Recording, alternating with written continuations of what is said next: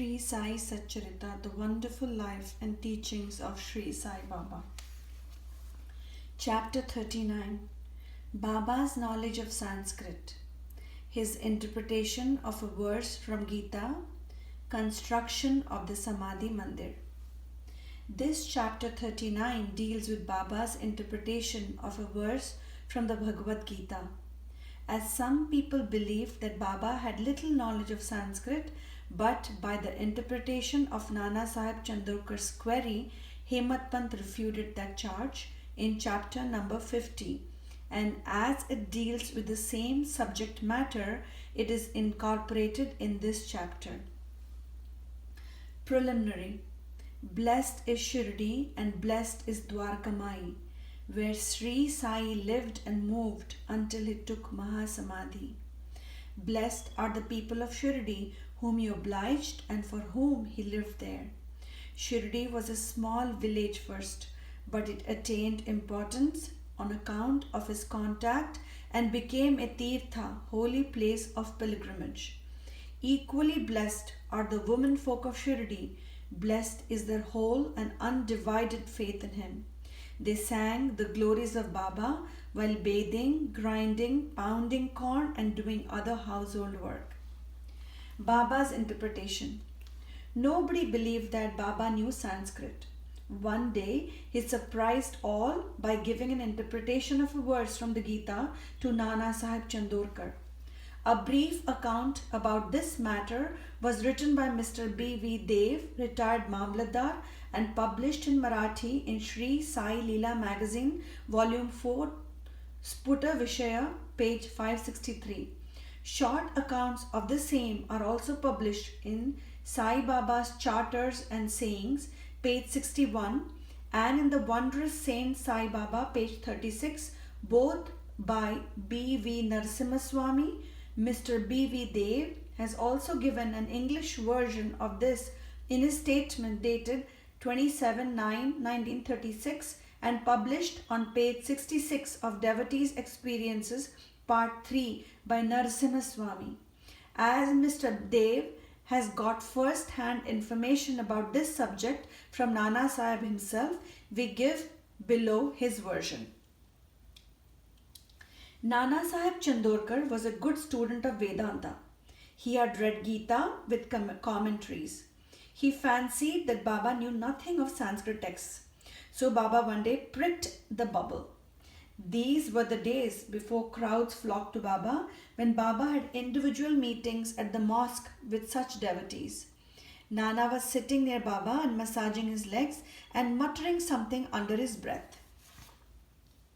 Baba: Nana, what are you mumbling to yourself? Nana: I am reciting a shloka, verse. Baba: What shloka? Nana: From Bhagavad Gita.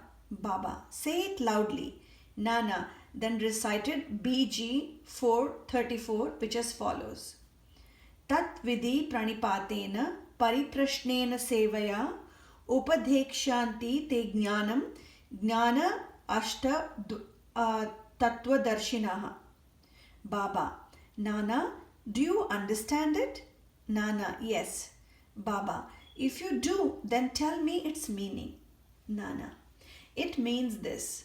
Making Sashtanga Namaskar, that is prostration, asking the Guru, serving him, learn what this knowledge is. Then those who have attained the real knowledge of the Sad Vastu, Brahma, which will give you Upadesha, instruction of knowledge. Baba: Nana, I do not want this sort of collected purport of the whole stanza. Give me each word, its grammatical force and meaning. Then Nana explained it word by word. Baba: Nana, is it enough to merely make prostration? Nana: I do not know any other meaning for the word pranipat, that is making prostration.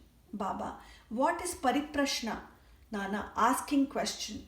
Baba: What does prashna mean? Nana: The same, questioning. Baba: If pariprashna means the same as prashna, question, why did Vyasa add the prefix pari? Was Vyasa off his head? Nana: I do not know of any other meaning for the word pariprashna. Baba, seva. What sort of seva is meant? Nana, just what we are doing to you. Baba, is it enough to render such service? Nana, I do not know what more is signified by the word seva.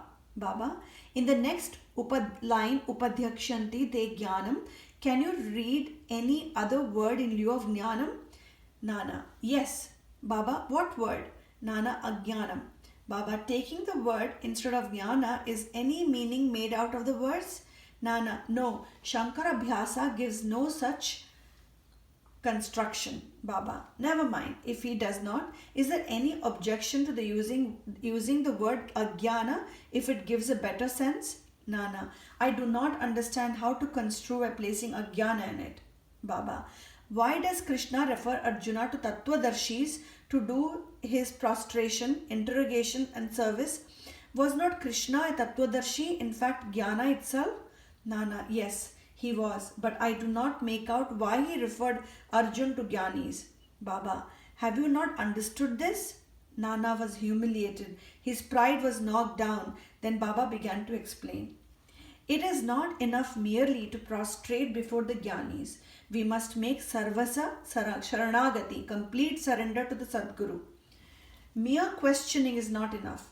The question must not be made with any improper motive or attitude, or to trap the Guru and catch mistakes in the answer, or out of idle curiosity. It must be earnest with a view to achieve spiritual progress or liberation. Seva is not rendering service with the feeling that one is free to offer or refuse service. One must feel that he is not the master of the body, that the body is Guru's and exists merely to render service to him. If this is done, the Sadguru will show you what the knowledge referred to in the previous stanza is.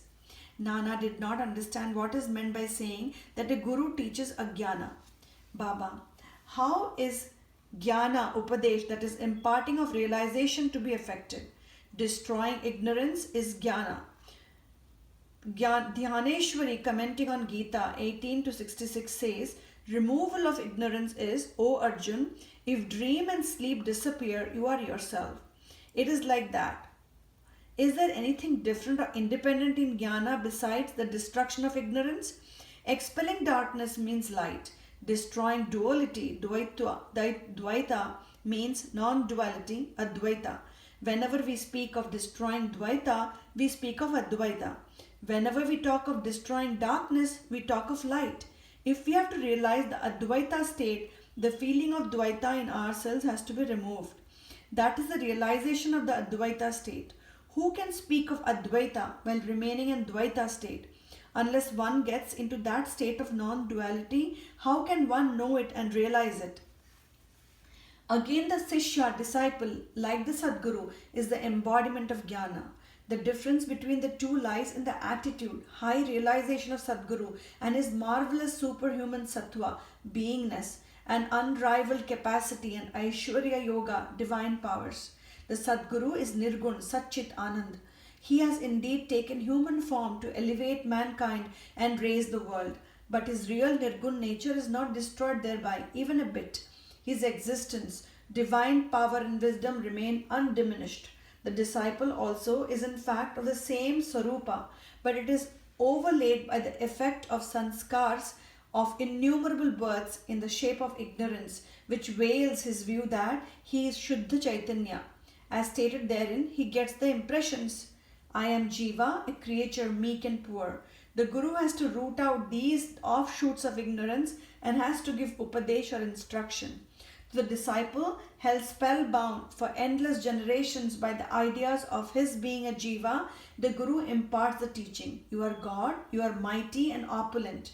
Then he realizes that he is God really. The perpetual delusion under which the disciple is laboring, that he is the body, that he is a creature, Jiva or ego, that God, Paramartha and the world are different from him, is an ignorance inherited from innumerable past births. From actions based on it, he has derived his joys, sorrows and mixtures of both. To remove this delusion, this error, this root ignorance, he must start the inquiry. How did the ignorance arise? Where is it? And to show him, this is called the Guru's Upadesh. The following are the instances of Ajnana. I am a Jiva, body is the soul. God, world, and Jiva are different. I am not God. Not knowing that body is not the soul. Not knowing that God, world, and Jiva are one. Unless these errors are exposed to his view, the disciple cannot learn what is God, Jiva, world, body, how they are interrelated, and whether they are different from each other or are one and the same. To teach him these and destroy his ignorance is this instruction in Jnana or Ajnana. Why should Jnana be imparted to the Jiva who is Ajnana Murti?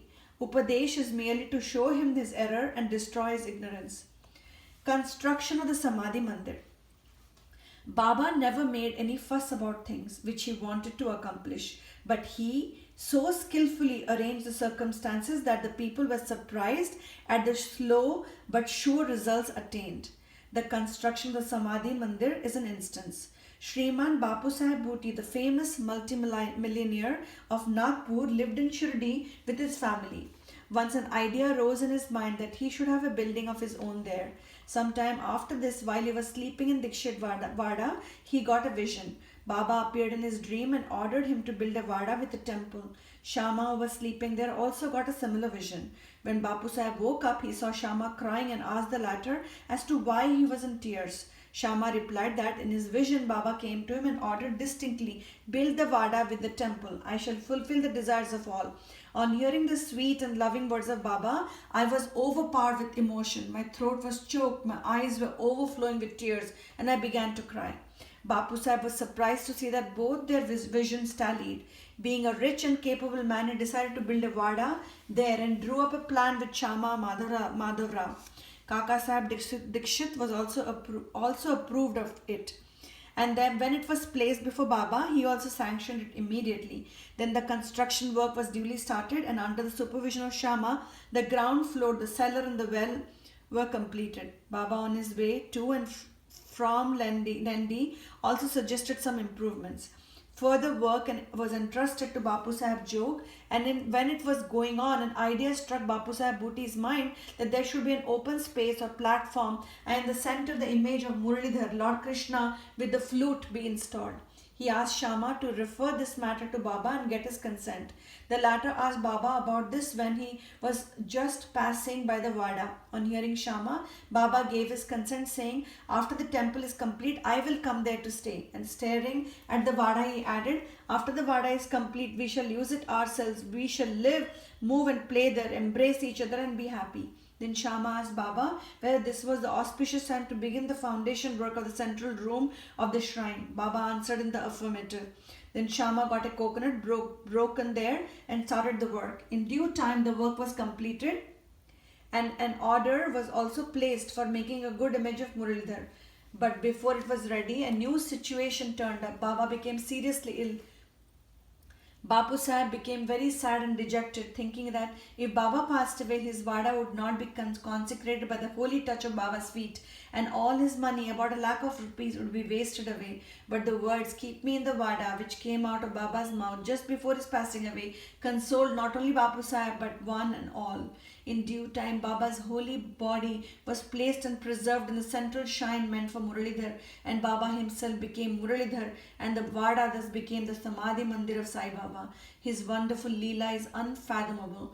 Blessed and fortunate is Bapu Sahib Bhuti, in whose Vada lies the holy and the pure body of Baba.